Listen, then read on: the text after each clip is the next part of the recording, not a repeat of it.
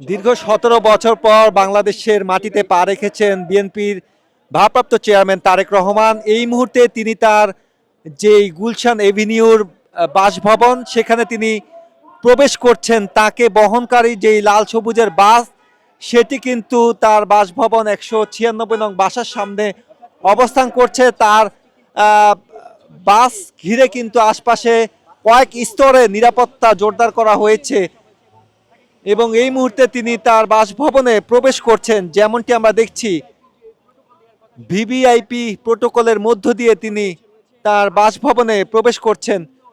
আজ ২৫ ডিসেম্বর। ওদের স্বপ্ন পূরণে পাশে থাকতে পেরে আমরা গর্বিত।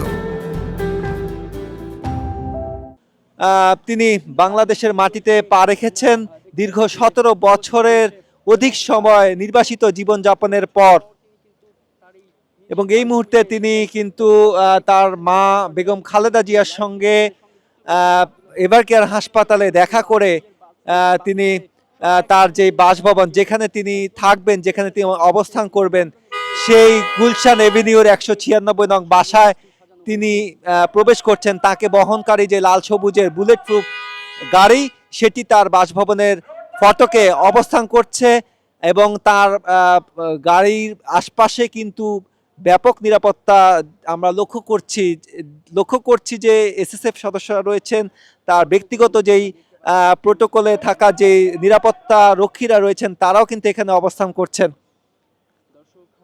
তিনি হযরত শাহজালাল আন্তর্জাতিক বিমানবন্দর থেকে সরাসরি রাজধানীর ৩০০ ফিটের ৩৬ জুলাই এক্সপ্রেসওয়েতে সেখানে যান এবং সেখানে তাকে কয়েক লক্ষ মানুষ গণসংবর্ধনা দেন।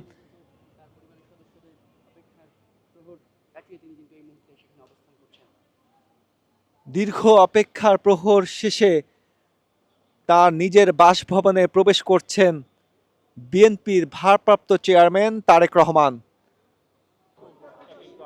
এই মুহূর্তে বিএনপির ভারপ্রাপ্ত চেয়ারম্যান তারেক রহমান তিনি গাড়ি থেকে নেমে ভেতরে প্রবেশ করেছেন এবং যে বাসার যে ফটক সেটি কিন্তু লাগিয়ে দেওয়া হয়েছে। বাইরে সিএসএফ সদস্য সহ আইন শৃঙ্খলা রক্ষাকারী বাহিনীর সদস্যরা তারা অবস্থান করছেন এবং ভেতরে তাকে বরণ করার জন্য তার পরিবারের সদস্যরা সেখানে অবস্থান করছিলেন। আমরা যেমনটি দেখেছি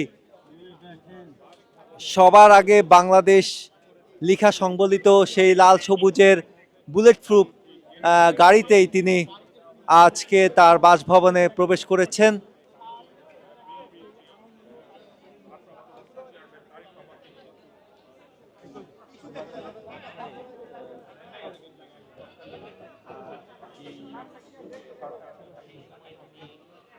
জামিনে মুক্তি পান ২০০৮ সালের ১৫ সেপ্টেম্বর জামিনে মুক্তি পান এবং ১১ সেপ্টেম্বর চিকিৎসার